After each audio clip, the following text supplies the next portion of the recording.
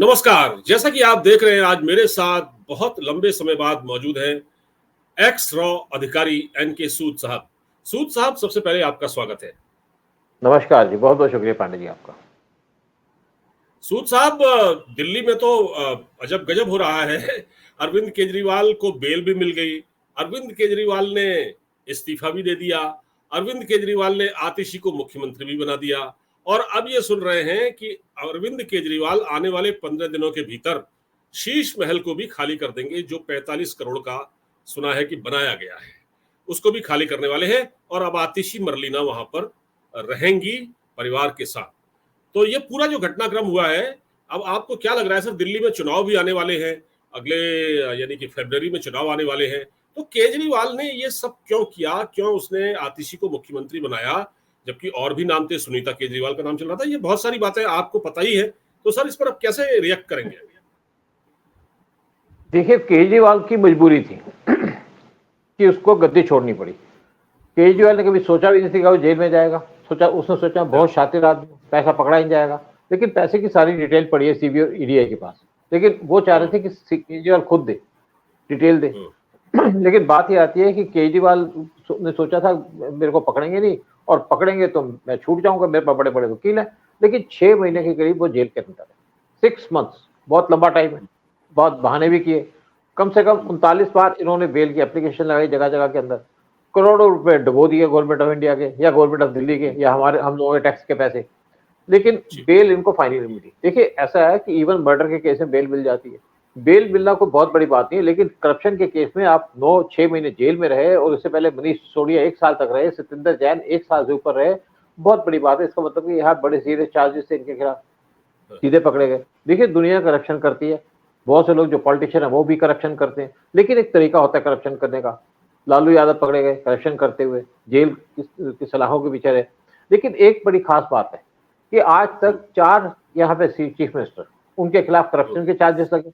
जयललिता के खिलाफ लगे, लेकिन जयललिता ने रिजाइन करके जेल में चली गई। और सर, एक संजय सिंह जरा बोल रहे हैं, सुन लें। संजय सिंह जो है ना, ये कुछ कह रहे हैं, जरा सुन लेते हैं। हाँ जी, चलो ये 1 मिनट, आ रहे हैं, आ रहे हैं ये 1 मिनट।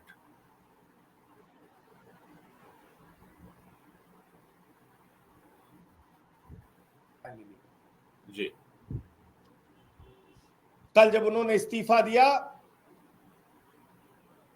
तो पहली बात उन्होंने की कि अब हम ये सारी सुविधाएं छोड़ देंगे। बहुत मेहरबानी की इसने। मिलने वाली सारी सुविधाएं छोड़ देंगे। बाकी नेताओं की हालत हम जानते हैं। अगर कभी किसी पद पे पहुंच गए, कोई सुविधा मिल गई, तो उसको नहीं छोड़ने के लिए सालों साल लड़ाई लड़ते हैं, घर से मकान से चिपके रहते हैं। लेकिन अरविंद केजरीवाल ने फैसला किया है कि उन्होंने कहा हम अपना मकान खाली करेंगे, हम अपना घर खाली करेंगे। जी जी सर, ये कह रहे हैं अपना घर खाली करेंगे, मकान खाली करेंगे।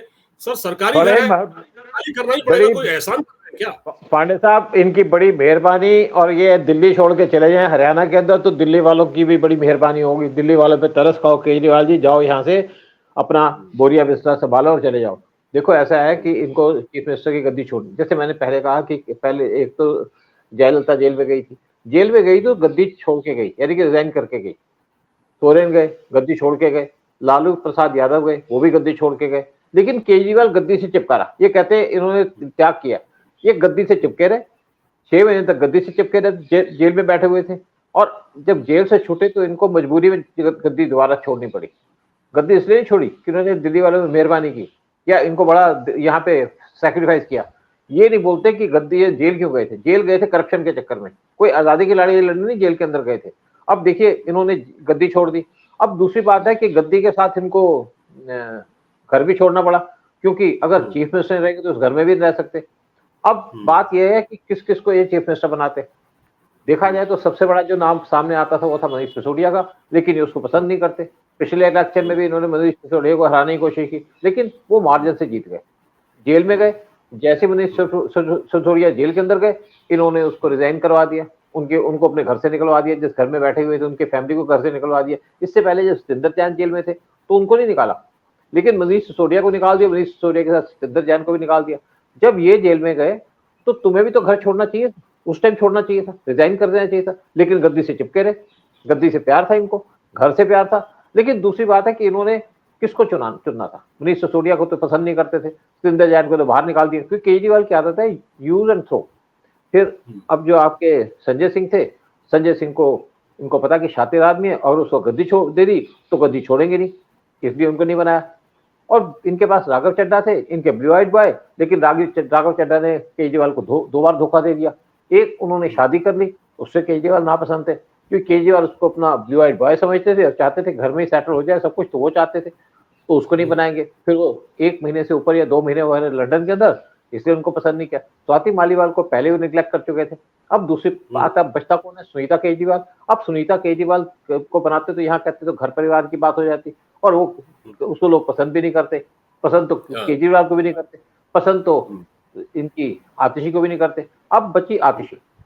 अब आतिशी को इन्होंने बना तो दिया, अब इनके लिए प्रोपेगेंडा शुरू हो जाएगा कि हमने अपनी एक लेडी को यहाँ पे चीफ मिनिस्टर बना दिया। लेकिन लेडी पहली बार चीफ मिनिस्टर नहीं बनी। यहाँ पे शीला दीक्षित थी जो 3 बार चीफ मिनिस्टर रही, फिर उससे पहले सुषमा स्वराज थी जो दिल्ली के सीएम थी। तो आतिशी को इन्होंने बना तो दिया, लेकिन उसको यूज करेंगे एज ए मैट, यानी कि कमरे में जाने के लिए, जो शीश महल में जाने के लिए मैट होता है, वो यूज करेंगे। पैर रगड़ेंगे और धक्का मार के बाहर निकाल देंगे। उनको पता है कि उसको धक्का मारना कोई आसान भी नहीं होगा, कोई मुश्किल भी नहीं होगा। अब देखिए बेसिक बात क्या है कि इनको शीश महल क्यों छोड़ा। शीश महल छोड़ना इनकी मजबूरी थी, क्योंकि जब आप सीएम नहीं रहे तो आप शीश महल भी यूज नहीं कर सकते। पहले बीच में दोनों की बातचीत चल रही थी कि आतिशी टेक ओवर करेगी और ये शीश महल में ठहरेंगे, उससे इलीगल बात हो जाती, यानी कि इनको जबरदस्ती वहां से निकाल दिया जाता। तो इन्होंने सोचा कि मैं इज्जत से निकल जाऊं और यहाँ बाहर चले जाऊं। अब इनका जो एक काम है कि मैंने लेडी को बनाया और मैं बड़ा ईमानदार आदमी हूँ, वो बात भी खत्म हो गई, क्योंकि इससे पहले इन्होंने मालीवाल को उसको पिटाई कर दी थी, और पिटाई की थी जब घर के अंदर थे, और एक बार भी उसको क्रिटिसाइज नहीं किया। और जिस आदमी पिटाई की उसको साथ लेके लखनऊ ले गए थे, अखिलेश यादव से मिले, फिर उसके मुंबई ले गए थे उसको बचाने के लिए। तो अखिलेश जो इस टाइम पे केजरीवाल, मैं समझता हूँ कि उनका एक पॉलिटिकल कैरियर का डाउनफॉल स्टार्ट हो चुका है। देखिए जब यहाँ पे इलेक्शन हुआ था 2015 में, 2014 में पार्लियामेंट का इलेक्शन हुआ, तो यहाँ पे पीएम मोदी को वो सारी वोटें मिल गई, सारी सपोर्ट मिल गई, और उस टाइम पे केजरीवाल की एक ऑर्गेनाइजेशन थी, उसके थ्रू ये करप्शन की लड़ाई लड़ने आ गए। और इसको, इनकी जो ऑर्गेनाइजेशन थी उसको फोर्ट फाउंडेशन यानी कि जो सीआईए की फ्रंट ऑर्गेनाइजेशन थी, उसने पैसा दिया था, और उनका पर्पस था कि केजरीवाल टाइम पे अगर कंटेस्ट करेंगे इलेक्शन के अंदर तो एंटी कांग्रेस वोटें बढ़ जाएंगी, लेकिन वो हुआ नहीं। और केजरीवाल जब एक टाइम पे यहाँ पे इनकम टैक्स में काम कर रहे थे, इनकी ट्रांसफर हो गई। तो इनकी ट्रांसफर के लिए सोनिया गांधी ने चिदम्बरम को चिट्ठी लिखी थी, तब इनकी ट्रांसफर रुकी। इसी तरीके से जब इनकी वाइफ की ट्रांसफर हुई तब भी सोनिया गांधी ने चिट्ठी लिखी और उनकी रुक गई। तो ये बेसिकली सोनिया गांधी के क्लोज थे, और एक इनका एजेंडा था। तो सोनिया गांधी इसलिए इनको पसंद करती थी कि इनके थ्रू मोदी को टारगेट करें, क्योंकि इन्होंने जितनी भी बदतमीजी है वो की। अब देखिए 2015 का इलेक्शन जीत गए। जब 2015 का इलेक्शन था तो इनका एजेंडा क्या था कि ये करप्शन के खिलाफ लड़ाई करेंगे, और इनसे माना जाता था कि इनके पास एक एजेंडा है दिल्ली वालों को सर्व करने का, दिल्ली की हेल्प करने का, और इनकी इमेज टोटल क्लीन थी। जीत गए सीटें, बहुत सीट गए, और लोग यही चाहते थे सेंटर में मोदी, दिल्ली में केजरीवाल। लेकिन दिल्ली में इन्होंने दिल्ली वालों को डिस्टर्ब कर दिया। पहले 5 साल के अंदर कोई काम नहीं किया। जब यहाँ 2020 का इलेक्शन हुआ तो केजरीवाल को था कि मैं तो इलेक्शन हार जाऊंगा, तो ये किनारे ढूंढने लगे। तब इनको एक सपोर्ट मिली सोनिया गांधी से। उन्होंने कहा हम कोई कैंडिडेट खड़ा नहीं करेंगे आम आदमी पार्टी के खिलाफ, यानी कि कांग्रेस सरेंडर कर दिया। दूसरी बात है कि बीजेपी की इस टाइम बहुत भारी गलती थी कि उन्होंने जेटली के कहने पे किरण बेदी को यहाँ का चीफ मिनिस्टर कैंडिडेट बना दिया।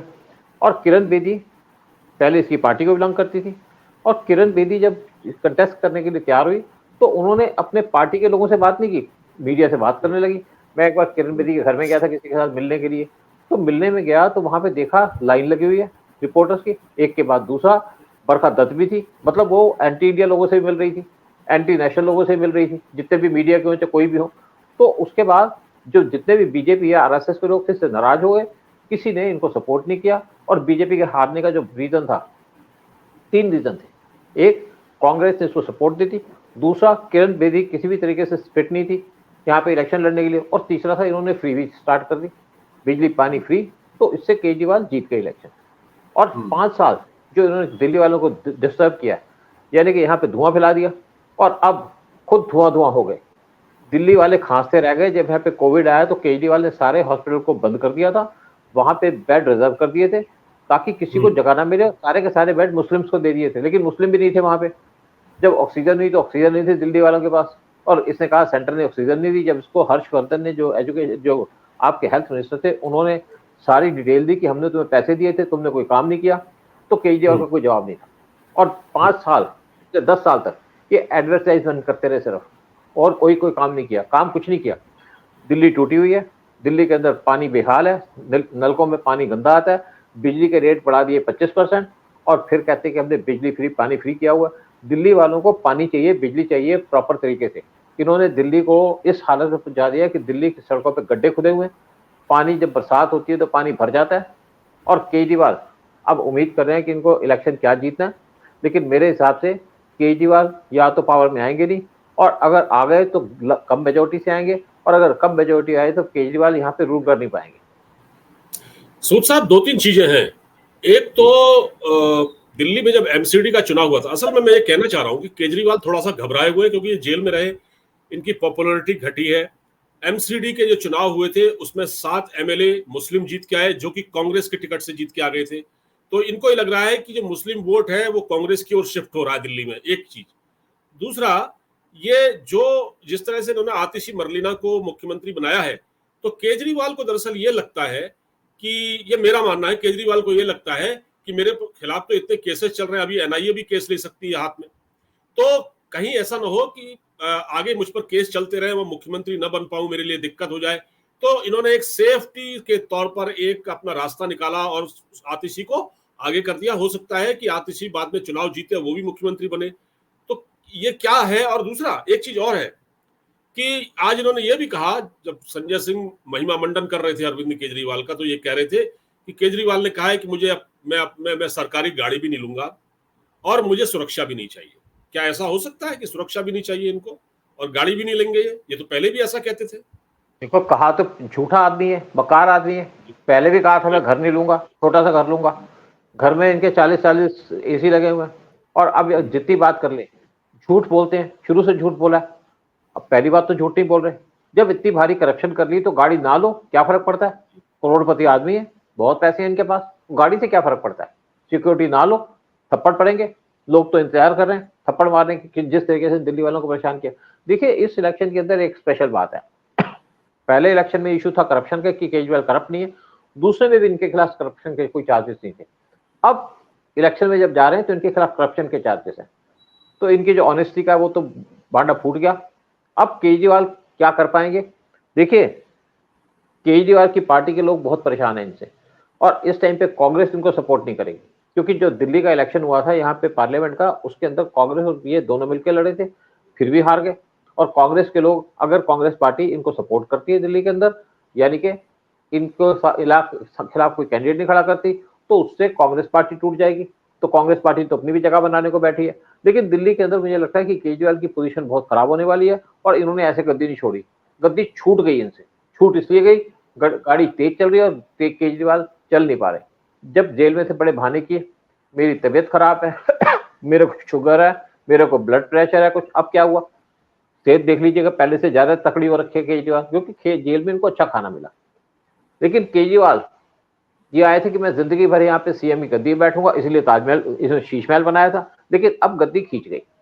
और मुझे लगता है कि दिल्ली वालों को, आप देखिए पिछले 6 महीने के अंदर, यानी कि साल के पिछले 6 महीनों के अंदर अगर देखा जाए तो 128 दिन के अंदर दिल्ली के अंदर पोल्यूशन नहीं था, यानी कि पोल्यूशन सारा गायब हो गया जब केजरीवाल जेल में गए। और केजरीवाल एक्चुअली इनकी पर्पस थी कि बनना चाहते थे नेशनल लीडर, तो बन नहीं पाए। दिल्ली में जीत गए, फ्री भी बांट करके पंजाब में भी जीत गए, क्योंकि वहां पे खालिस्तानी को सपोर्ट मिली इनको। लेकिन बाकी किसी जगह में जीते नहीं। गुजरात में इलेक्शन लड़े, 7 सीटें मिली।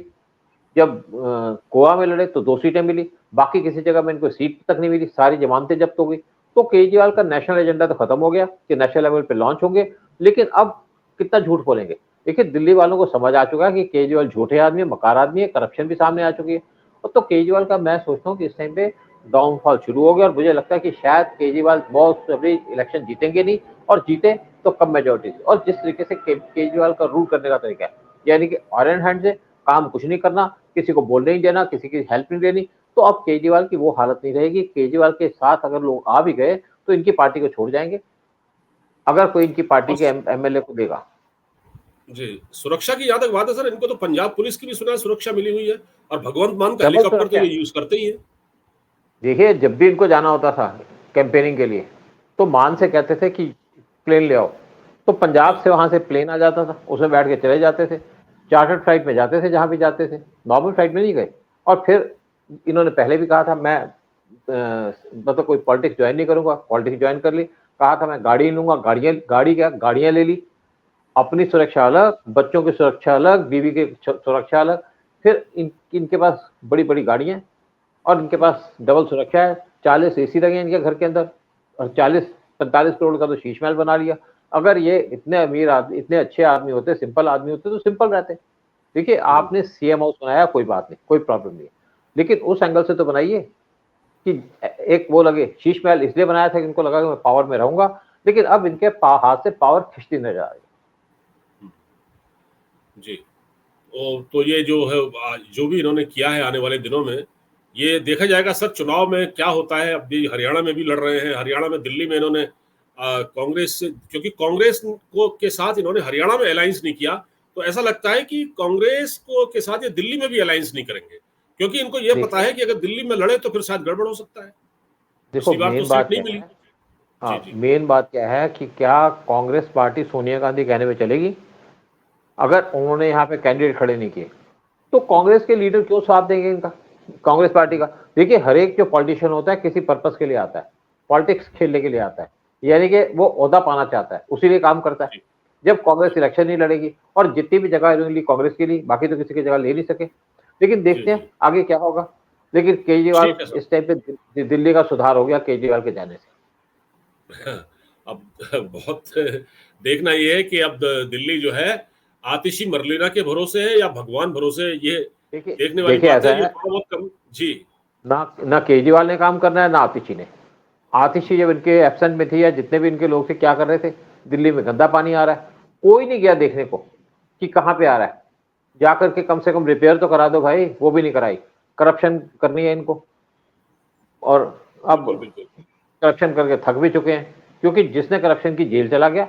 आप दिल्ली में बैठ के करप्शन करोगे, पीएम को गालियां दोगे, फिर आप करप्शन करोगे, क्या आपको एजेंसी छोड़ देंगी? क्या एजेंसी की यहाँ पे आंखें बंद करके बैठी है? दिल्ली के अंदर जो भी किसको काम करना है, उसको सुधार के करना पड़ता है। देखिए, एक टाइम पे जब यहाँ पे, जब पंजाब, जब महाराष्ट्र में सुशांत सिंह राजपूत का केस चल रहा था, इंक्वायरी चल रही थी, तो उस टाइम पे वहाँ पे आईपीएल के मैच होने थे, लेकिन उन्होंने आईपीएल के मैच वहां से शिफ्ट कर दिया, और शिफ्ट करके ले गए दुबई में। रीजन क्या था? रीजन ये था कि उस टाइम पे एजेंसी बैठी है, क्योंकि आईपीएल के मैच में बहुत से फिक्सिंग भी होती है, बहुत से काम भी होते हैं, वहां पे ड्रग्स भी चलते हैं, तो इसलिए उसको ले गए कि यहाँ पे एजेंसी बैठी है, उनकी नजर पड़ जाएगी। और जी। केजरीवाल दिल्ली में बैठ करके शराब घोटाले कर रहे हैं, शराबी और बन इन गए, पर और भी इसलिए एजेंसी लोग की नजर देखिए। थी, एजेंसी हाँ, से बच नहीं पाए, एजेंसी की नजरों से। सही बात है। बिल्कुल ठीक कह रहे हैं। बहुत बहुत धन्यवाद सर हमसे बातचीत करने के लिए इस पूरे मुद्दे पर। नमस्कार। जय हिंद। नमस्कार, जय हिंद, जय भारत।